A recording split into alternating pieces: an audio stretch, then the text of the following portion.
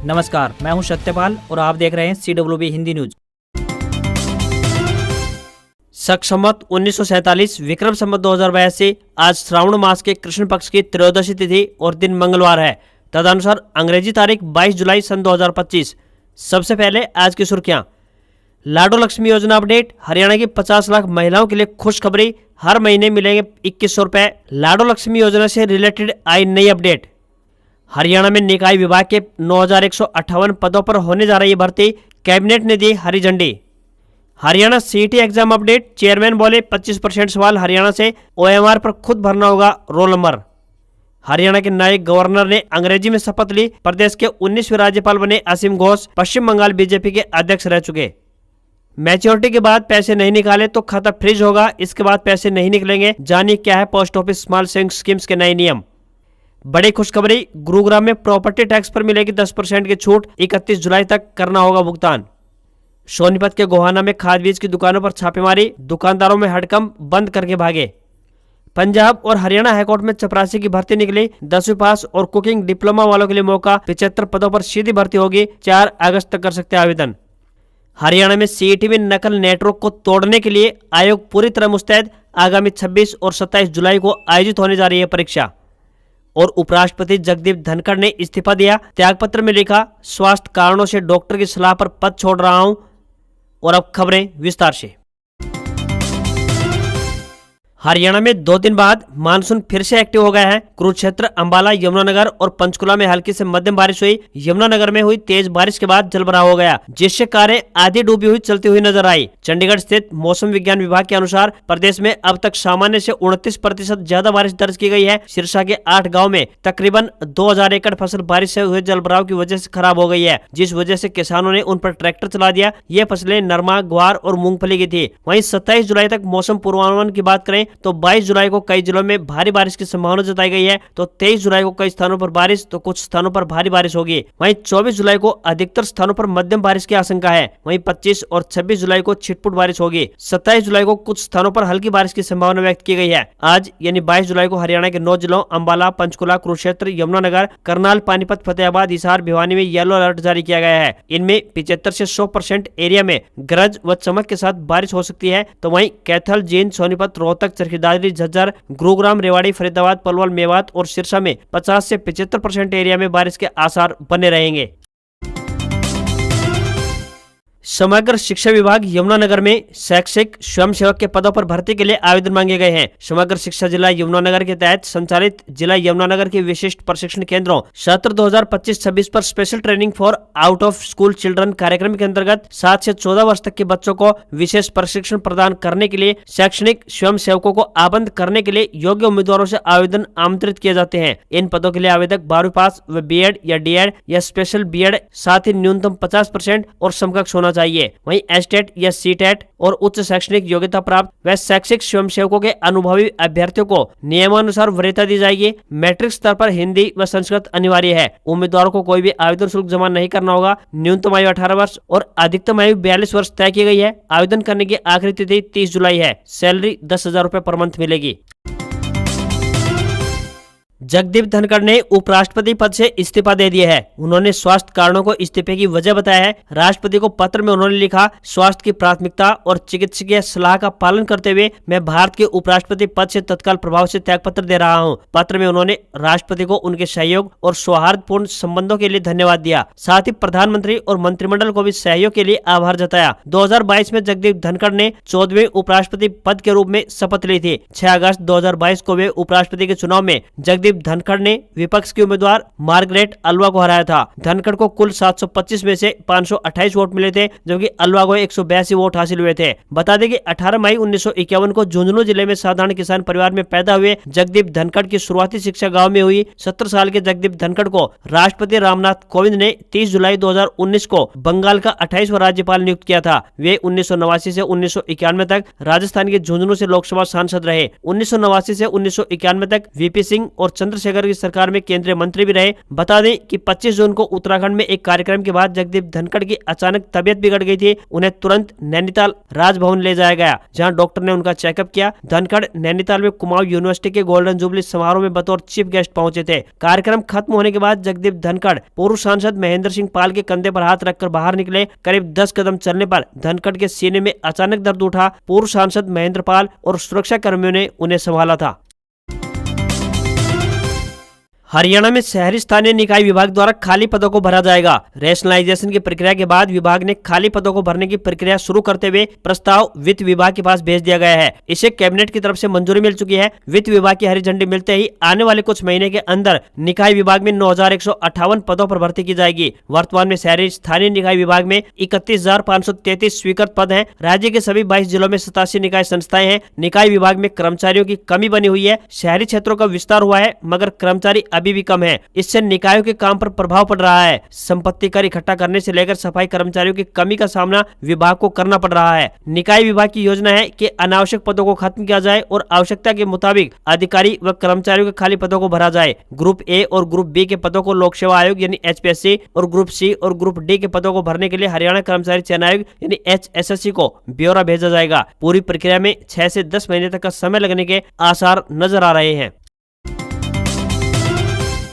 Gun culture व बदमाशी को बढ़ावा देने के आरोप में कई हरियाणवी गानों पर बैन लगाने और यूट्यूब से हटाने को लेकर हरियाणा में खूब विवाद चल रहा है। अब तक करीब 30 गाने बैन हो चुके हैं। सबसे ज्यादा 14 गाने जींद के रहने वाले हरियाणवी सिंगर मासूम शर्मा के हटाए जा चुके हैं। इनके अलावा अमित सैनी रोहतकिया, सुमित पारता, हर्ष संधू, राज मावर, अमन राज गिल, नरेंद्र भगाना, अंकित बालियान और गजेंद्र फोगाट के गाने भी शामिल हैं। गानों पर बैन को लेकर हरियाणवी सिंगर एक दूसरे पर कीचड़ उछालते रहे हैं। इसमें सत्ता पक्ष के करीबी लोगों की भूमिका पर भी सवाल उठ रहे हैं। इन विवादों के बीच हरियाणा के मुख्यमंत्री नायब सिंह सैनी के विशेष कार्य अधिकारी OSD हरियाणवी सिंगर गजेंद्र फोगाट ने बैन के पीछे अपनी कोई भूमिका होने से इनकार किया है। फोगाट का कहना है कि पंजाब एवं हरियाणा हाईकोर्ट के आदेश पर हरियाणा सरकार ने गानों पर बैन लगाने की कार्रवाई की है। वे चिंता जताते हैं कि हरियाणवी गानों में ग्रामीण कल्चर खत्म होता जा रहा है। वायरल होने के लिए चीजें बदल गई है। गजेंद्र फोगाट ने कहा कि केवल हरियाणवी संगीत से ही नहीं बल्कि पूरे भारत के संगीत से असलीपन निकलता जा रहा है। पुराने गानों में शब्दों की गरिमा थी, भावनाओं की कदर थी। अब के नए दौर में ऐसे गाने हैं कि शब्दों का मतलब ही पता नहीं चल पाता। आज के गानों में ग्रामीण कल्चर को बहुत ही कम रिप्रेजेंट किया जा रहा है। बहुत कम ऐसे गाने आते हैं जिनमें ऐसा दिखाई नहीं देता। ग्रामीण कल्चर की अपनी ही एक बात है। प्रोफेसर असीम घोष ने सोमवार को हरियाणा के 19वें राज्यपाल के तौर पर शपथ ली। चंडीगढ़ स्थित राजभवन में पंजाब एवं हरियाणा हाईकोर्ट के मुख्य न्यायाधीश सील नागू ने उन्हें शपथ दिलाई। घोष ने अपनी शपथ का भाषण अंग्रेजी में पढ़ा। शपथ ग्रहण समारोह में हरियाणा के मुख्यमंत्री नायब सिंह सैनी और पंजाब के गवर्नर व चंडीगढ़ के प्रशासक गुलाब चंद कटारिया भी मौजूद रहे। घोष को बंडारू दत्तात्रेय की जगह राज्यपाल बनाया गया है। 14 जुलाई 2025 को राष्ट्रपति द्रौपदी मुर्मू ने उनके नाम की घोषणा की थी। घोष पश्चिम बंगाल में भाजपा के अध्यक्ष रह चुके हैं। असीम ने पश्चिम बंगाल में संघ और बीजेपी की जड़ें जमाने में अहम भूमिका निभाई है। अभी पश्चिम बंगाल में पार्टी के मार्गदर्शक मंडल में रहकर घोष भाजपा की नीतियों को आगे बढ़ाने का काम कर रहे थे। असीम घोष 1999 से लेकर साल 2002 तक पश्चिम बंगाल में भाजपा के प्रदेश अध्यक्ष रह चुके हैं। हरियाणा अब गैंगलैंड बन चुका है वाले बयान पर भाजपा ने कांग्रेस के राज्यसभा सांसद रणदीप सुरजेवाला पर तीखा हमला बोला है। कुरुक्षेत्र में कैबिनेट मंत्री कृष्ण बेदी ने कहा कि सुरजेवाला अपना कार्यकाल भूल गए हैं जब उनकी विधानसभा कैथल में गैंगस्टर सुरेंद्र ग्योंग का दबदबा था। बेदी ने आगे कहा कि मंत्री रहते हुए भी सुरजेवाला ग्योंग से डरकर छिपते थे। उन्होंने गोहाना कांड का जिक्र करते हुए कहा कि सुरजेवाला के कार्यकाल में भूमाफिया और शराब माफिया का बोलबाला था। उधर हिसार में बढ़ते अपराध को देखते हुए सफेदों से भाजपा विधायक रामकुमार गौतम नाखुश नजर आए। विधायक रामकुमार गौतम ने कहा कि जब तक अपराधियों में डर का माहौल नहीं होगा तब तक लॉ एंड ऑर्डर नहीं सुधरने वाला। इसके लिए ज्यादा से ज्यादा पुलिस को एनकाउंटर करने होंगे। बता दें कि बीते रविवार को ही कांग्रेस नेता सुरजेवाला ने नेशनल क्राइम रिकॉर्ड ब्यूरो के आंकड़े पेश करते हुए कहा था कि हरियाणा अब गैंग ऑफ वासेपुर बन चुका है और इसके लिए सीधे तौर पर हरियाणा की भाजपा सरकार जिम्मेदार है। मीडिया से बातचीत में मंत्री कृष्ण बेदी ने कहा कि कांग्रेस लगातार 3 बार लोकसभा, विधानसभा और निकाय चुनाव हार चुकी है। इस कारण सुरजेवाला बौखला चुके हैं। वे अपने समय का गोहाना कांड भी शायद भूल गए हैं। वे भूल गए हैं कि उनके मंत्री रहते भूमाफिया और शराब माफिया सिर उठाकर रखता था। वहीं सुरजेवाला गैंग को हरियाणा से जोड़ रहे हैं जिनका कोई संबंध प्रदेश से नहीं है। पोस्ट ऑफिस ने स्मॉल सेविंग स्कीम से जुड़े ऐसे खातों की पहचान और फ्रीज करने की प्रक्रिया प्रारंभ कर दी है जो मैच्योर होने के 3 साल बाद तक भी एक्टिव नहीं है। इसका मकसद इन पैसों को सुरक्षित रखना और अनधिकृत लेन देन रोकना है। डाक विभाग जनवरी और जुलाई में ऐसे खातों की जांच करेगा। अगर आपका अकाउंट मैच्योर हो चुका है और आपने न तो रकम निकाली है और न ही अवधि को बढ़ाया है तो उसे फ्रीज कर दिया जाएगा, यानी आप डिपॉजिट, विड्रॉल या फिर ऑनलाइन सर्विस का इस्तेमाल नहीं कर पाएंगे। ये नियम सभी प्रमुख स्मॉल सेविंग स्कीम्स पर लागू होगा, जैसे time deposit, monthly income scheme, PPF, senior citizen saving scheme, किसान विकास पत्र, नेशनल सेविंग सर्टिफिकेट यानी एनएससी, रिकरिंग डिपॉजिट इत्यादि। अगर आपका खाता फ्रीज हो गया है तो उसे दोबारा एक्टिव कराने के लिए आपको पास के पोस्ट ऑफिस जाकर खाते और अपनी पहचान से जुड़े हुए डॉक्यूमेंट जमा कराकर शुरू करा सकेंगे। अभी पब्लिक प्रोविडेंट फंड यानी पीपीएफ पर 7.1% सालाना ब्याज ऑफर हो रहा है, तो वही सीनियर सिटीजन सेविंग स्कीम और सुकन्या समृद्धि योजना पर पोस्ट ऑफिस की तरफ से 8.2% ब्याज ऑफर हो रहा है। स्मॉल सेविंग स्कीमों पर ब्याज दरें 4% से लेकर 8.2% के बीच में है।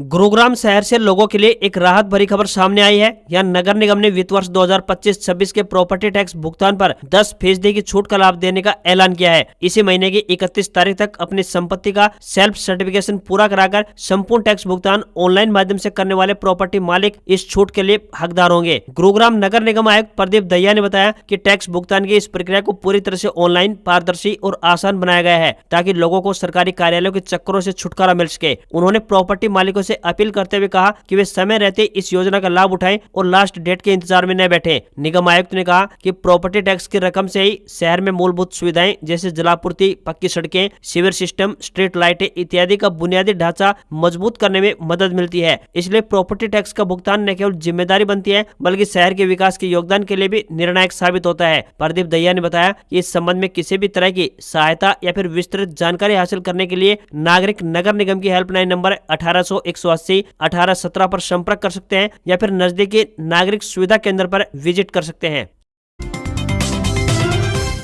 हरियाणा में 26 और 27 जुलाई को होने वाले ग्रुप सी पदों के लिए कॉमन एलिजिबिलिटी टेस्ट यानी सीईटी को लेकर कैंडिडेट्स में उत्सुकता और कुछ सवाल हैं। इन सवालों का जवाब देने के लिए हरियाणा स्टाफ सिलेक्शन कमीशन यानी HSSC के चेयरमैन हिम्मत सिंह ने लाइव बातचीत की। हरियाणा SSC चेयरमैन हिम्मत सिंह ने कैंडिडेट्स को स्पष्ट निर्देश दिए हैं कि वे एडमिट कार्ड का कलर प्रिंट आउट लेकर ही एग्जाम सेंटर पर पहुंचे। एडमिट कार्ड के साथ अपना पहचान पत्र भी साथ रखना अनिवार्य है। एक कैंडिडेट ने पूछा कि एग्जाम का पैटर्न क्या होगा और कौन सा सब्जेक्ट कितने नंबर का आएगा। इस पर हिम्मत सिंह ने स्पष्ट किया कि वे विषयवार अंकों का विवरण तो नहीं बता सकते, लेकिन ये निश्चित है कि 25% प्रश्न हरियाणा से संबंधित होंगे, जिसमें हरियाणा का सामान्य ज्ञान यानी जीके, इतिहास आदि शामिल होगा। बाकी के 75% प्रश्न अन्य विषयों से आएंगे, जिसमें कंप्यूटर भी शामिल होगा। चेयरमैन ने कैंडिडेट्स को सलाह दी है कि वे इसी अनुपात के आधार पर अपनी तैयारी करें और सीईटी पॉलिसी में दिए गए सिलेबस का ही पालन करें। केंद्र के रूम में प्रवेश करते ही कैंडिडेट्स को प्रश्न बुकलेट और OMR शीट दी जाएगी। पहले OMR शीट पर कैंडिडेट का नाम, पिता का नाम और रोल नंबर पहले से छपा होता था, लेकिन इस बार ये जानकारी छपी हुई नहीं मिलेगी। अभ्यर्थियों को खुद ही ये सब भरना होगा। यह गलती की संभावना को भी बढ़ा सकता है, इसलिए अभ्यर्थियों को अत्यंत सावधानी से इसे भरना होगा। उन्होंने सख्त हिदायत दी कि बच्चे मार्कशीट पर किसी भी तरह की स्क्रैचिंग या फिर छेड़छाड़ न करें। हिम्मत सिंह ने सभी यूट्यूबर और कोचिंग सेंटर के संचालकों से खास अपील की है कि वे परीक्षा का एनालिसिस चारों शिफ्ट के पेपर होने के बाद ही करें, इससे पहले न करें। यह निर्देश इसलिए दिया गया है ताकि किसी भी शिफ्ट के अभ्यर्थियों को अनुचित लाभ न मिल सके और परीक्षा की गोपनीयता बनी रहे। Unique identification authority of India यानी UIDAI बच्चों के आधार कार्ड को अपडेट करने के लिए स्कूलों में अभियान शुरू करने की प्लानिंग कर रही है। देश भर में 5 साल से ऊपर के लगभग 7 करोड़ बच्चों के आधार में बायोमेट्रिक डेटा यानी उंगलियों के निशान, आंखों की स्कैनिंग और फोटो अपडेट किया जाएगा। ये काम स्कूलों में माता पिता की सहमति से होगा। ये अभियान 2 महीने के अंदर शुरू किया जा सकता है। 5 साल से कम उम्र के बच्चों को आधार बिना बायोमेट्रिक के बनता है, इसलिए 5 साल के बाद उंगलियों के निशान, आंखों की स्कैनिंग और फोटो अपडेट करना जरूरी है। अगर यह नहीं होता है तो आधार निष्क्रिय हो सकता है, जिससे कि स्कूल एडमिशन, स्कॉलरशिप या फिर सरकारी योजनाओं में दिक्कत हो सकती है। UIDAI हर जिले में बायोमेट्रिक मशीनें भेजेगा जो स्कूल जाकर बच्चों का डेटा अपडेट करेगी। माता पिता की सहमति से बच्चों के फिंगरप्रिंट, आंखों की स्कैनिंग और फोटो लिए जाएंगे। यह अभियान 2 महीने के बाद शुरू होगा और धीरे धीरे सभी स्कूलों में पहुंचेगा। 15 साल की उम्र में एक और अपडेट करना होगा, तो वहीं 5 से 7 साल की उम्र के बच्चों का आधार अपडेट मुफ्त है। अगर बच्चा 7 साल से बड़ा है तो 100 रुपए शुल्क देना होगा। समय पर अपडेट न करने से आधार निष्क्रिय हो सकता है, जिससे कई तरह की सुविधाएं रुक सकती हैं।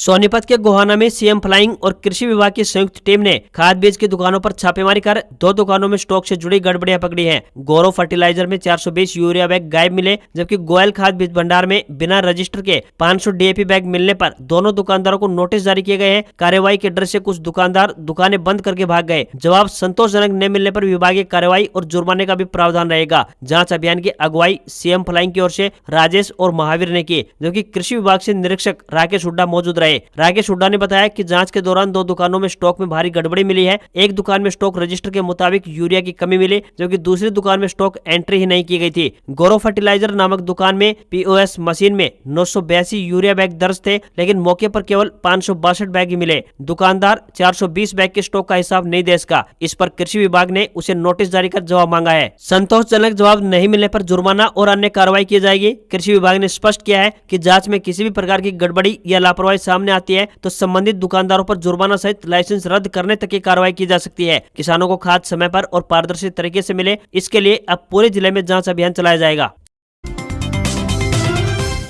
हरियाणा में जल्द ही महिलाओं पर लक्ष्मी प्रसन्न होगी। महिलाओं को खाते में हर महीने 2100 रुपए मिलने शुरू हो जाएंगे। यह होगा भाजपा सरकार के चुनावी वादे यानी लाडो लक्ष्मी योजना के शुरू होने पर। प्रदेश के बीपीएल परिवारों की करीब 50 लाख महिलाओं को इस योजना से जोड़ने की तैयारी चल रही है। इसके लिए इनकी फैमिली आईडी में बैंक खातों को लिंक किया जा रहा है। समाज कल्याण विभाग द्वारा इस योजना का प्रस्ताव तैयार कर मुख्यमंत्री नायब सिंह सैनी को भेजा जा चुका है। जल्द ही इसे मुख्यमंत्री कार्यालय और वित्त विभाग से अंतिम मंजूरी मिलने की संभावना है। हरियाणा सरकार में कैबिनेट मंत्री कृष्ण बेदी ने बताया कि योजना के पहले चरण में 50 लाख पात्र महिलाओं को इसका लाभ देने का लक्ष्य रखा गया है। अभी तक प्राप्त जानकारी के अनुसार हरियाणा सरकार 18 से 60 वर्ष की उम्र तक की महिलाओं को ही इस योजना में शामिल करेगी। 60 वर्ष के बाद महिलाएं वृद्धावस्था पेंशन की हकदार हो जाती हैं। हरियाणा में वृद्धावस्था पेंशन 3000 रुपए इस समय मिलती है। हालांकि एक बात और सामने आ रही है कि सरकार इसे 18 वर्ष से बढ़ाकर 23 वर्ष भी कर सकती है। इस योजना के तहत बीपीएल परिवारों का स्टेटस फैमिली आईडी से लिया जा रहा है। फैमिली आईडी में आपके परिवार की आय 1,80,000 रुपए से कम होनी चाहिए। महिलाओं को बैंक खाता भी अपडेट किया जा रहा है ताकि राशि सीधे उनके बैंक खाते में आए।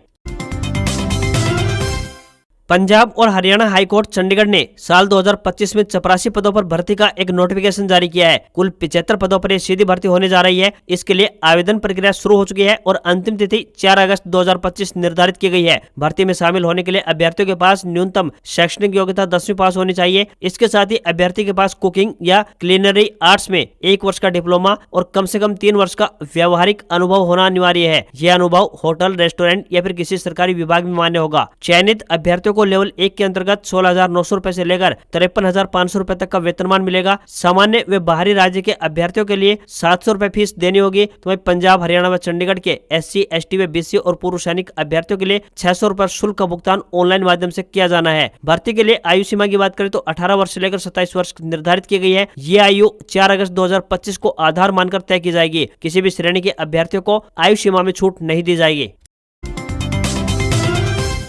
हफ्ते के पहले कारोबारी दिन सेंसेक्स 443 अंक चढ़कर 82,200 पर बंद हुआ। दिन के निचले स्तर से इसमें तकरीबन 700 अंक की रिकवरी हुई। इधर निफ्टी में भी 122 अंक की तेजी दिखाई दी और ये 25,091 के स्तर पर बंद हुआ। सेंसेक्स के 30 शेयरों में से 18 में तेजी और 12 में गिरावट देखने को मिली। बेहतर तिमाही रेवेन्यू के चलते इटर्नल यानी जोमेटो का शेयर 7.5% चढ़कर बंद हुआ। उधर ICICI बैंक, HDFC बैंक और महिंद्रा एंड महिंद्रा के शेयरों में भी 2.70% की तेजी दिखाई दी। तो वहीं रिलायंस में 3.23% की गिरावट देखने को मिली। HCL टेक, HUL और TCS नीचे बंद हुए। निफ्टी के 50 शेयरों में से 28 में तेजी और 21 में गिरावट रही। एक बिना किसी बदलाव के बंद हुआ। 24 कैरेट सोने का दाम 653 रुपए बढ़कर 98,896 रुपए प्रति 10 ग्राम के स्तर पर पहुंच गया है। चांदी की कीमत 765 रुपए बढ़कर 1,13,465 रुपए प्रति किलोग्राम के स्तर पर पहुंच गई है। दिल्ली में 24 कैरेट सोने की कीमत 1,03,000 रुपए और 22 कैरेट सोने की कीमत 91,950 रुपए प्रति 10 ग्राम के स्तर पर पहुंच गई है। आज खबरों में इतना ही। देखते रहिए